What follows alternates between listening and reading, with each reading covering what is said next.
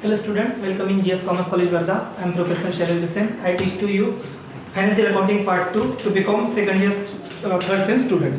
Okay, this is our third example. Now in previous lecture, we have seen the financial record in the books of consignor. It means financial record in the book of Sanjay Sharma.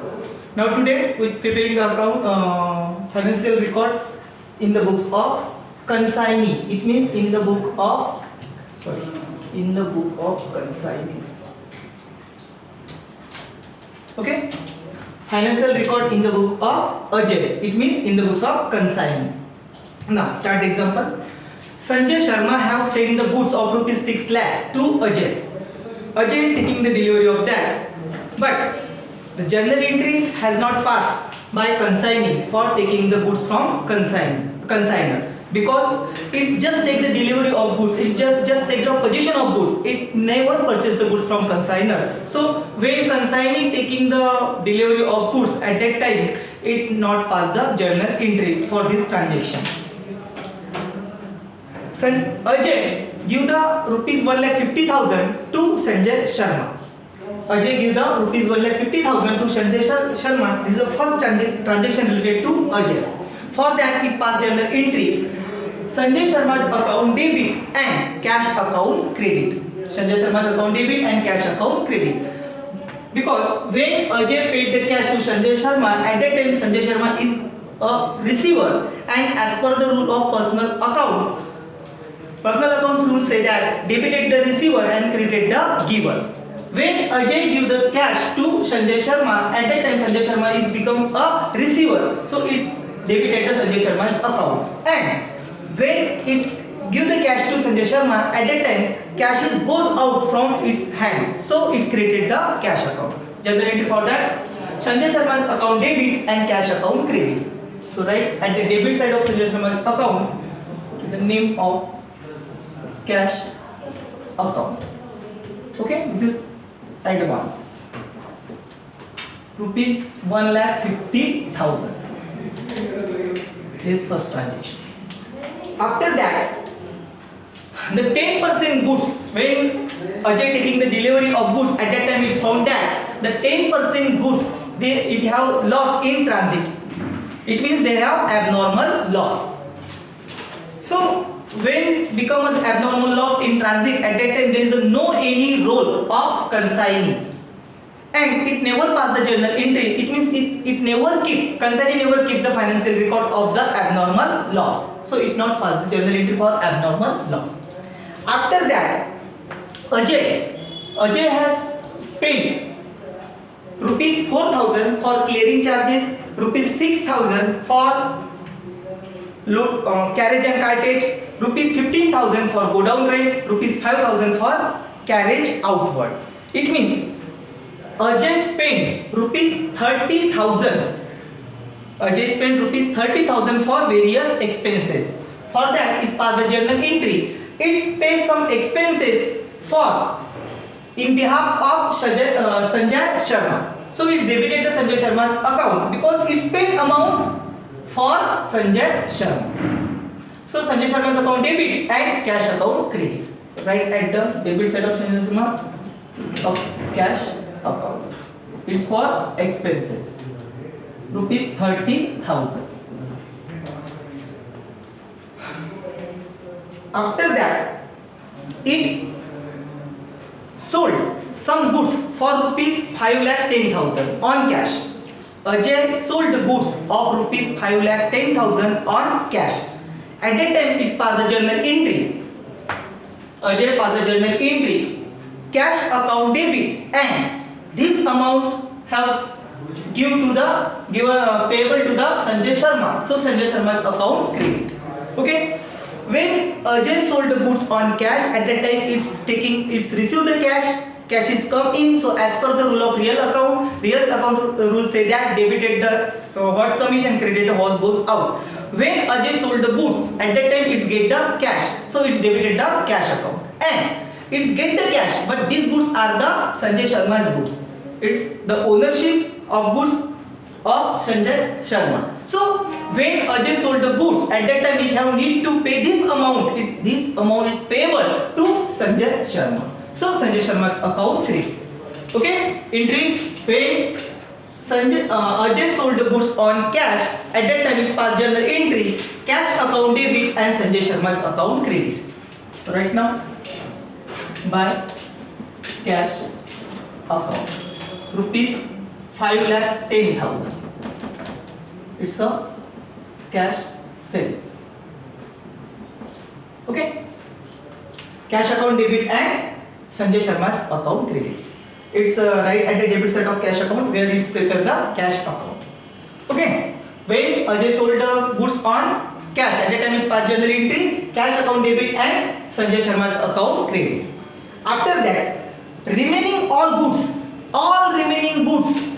Ajay sold all remaining goods for rupees 2,90,000.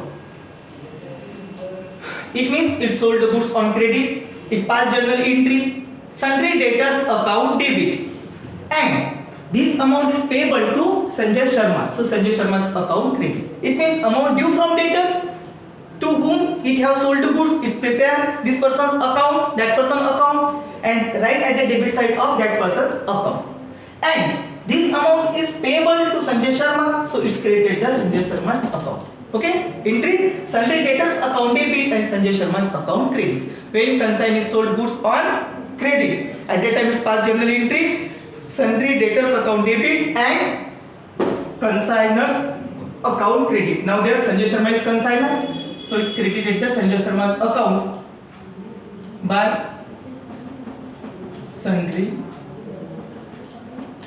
debtors account rupees 2,90,000. 2,90,000. It sold some goods for rupees 5,10,000 on cash and remaining all goods for rupees 2,90,000 on credit. For that, its charge is commission. Now Ajay is entitled 5% normal commission and 1% day reader commission. This information is given in the example.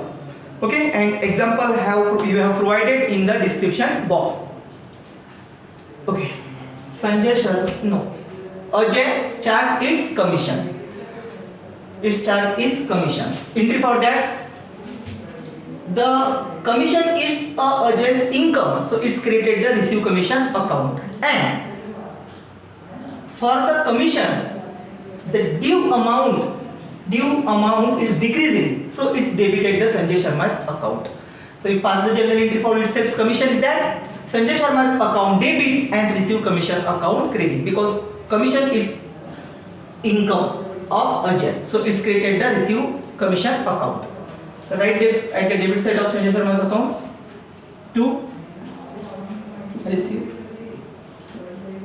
commission account.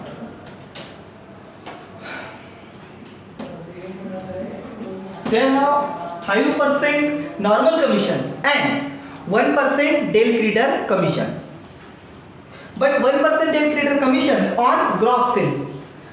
The percentage of Dale Creeder commission on gross sales, it's already given in the example.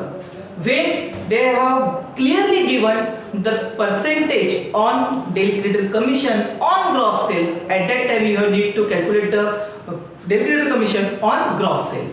When they don't give any information on which amount you need to calculate the Dale Creeder commission, it means on which Dale Creeder commission has charged, it's not given. At that time the percentage of Dale Creeder commission is charged on the credit sales.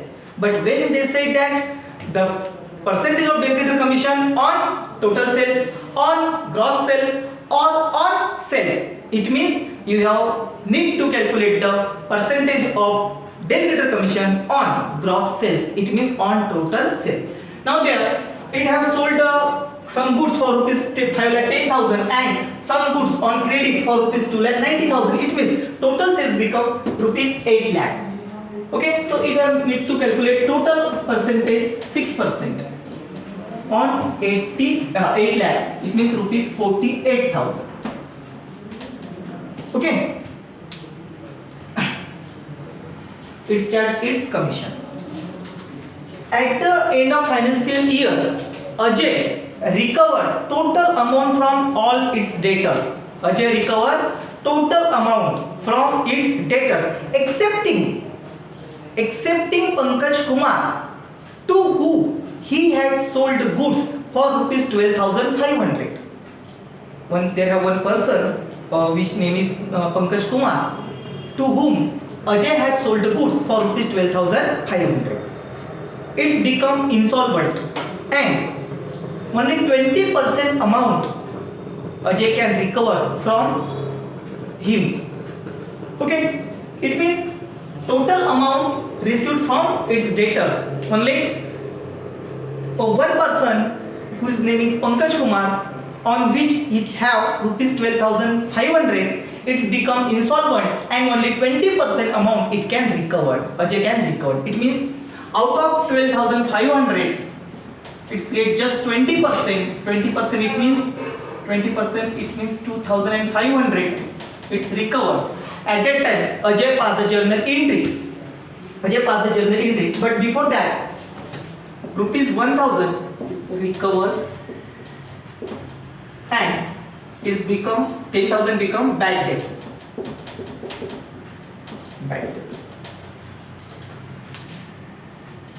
Now, when consignor allowed day trader commission to its consignee, at that time there is no any relation of consignor for its bad debts.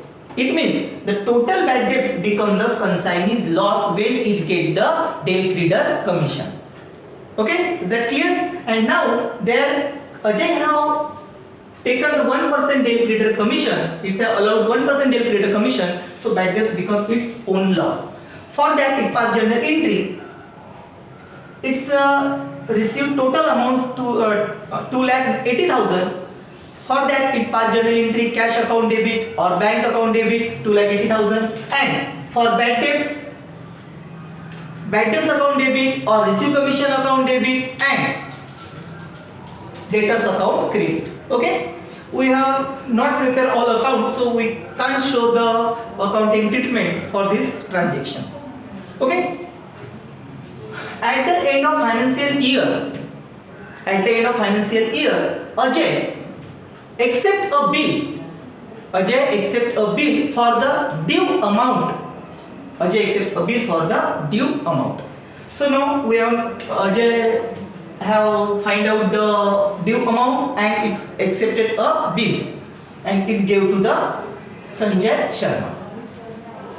Now there total due amount have written at the credit side of Sanjay Sharma's account in the books of Ajay, and it show that they have need to pay total 8 lakh rupees. It's a total payable amount.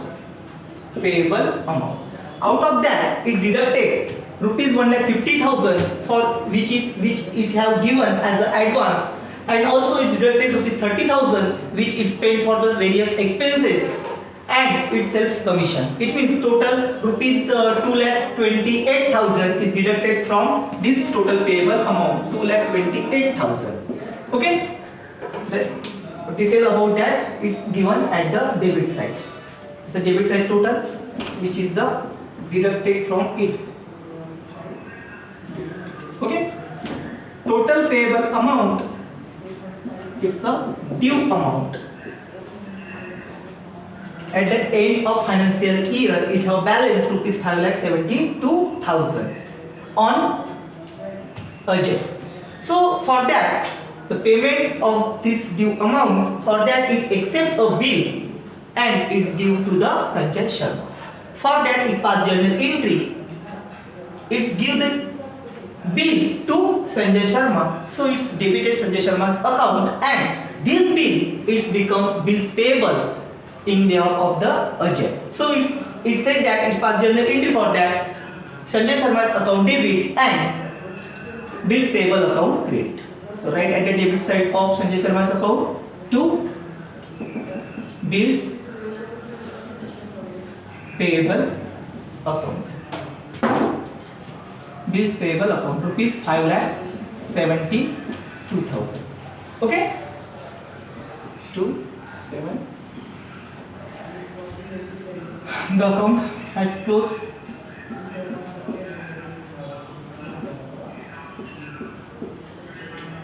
Okay, like that, consignee keeping the financial record and consignee prepare the consignor's account in its ledger book. Okay, thank you.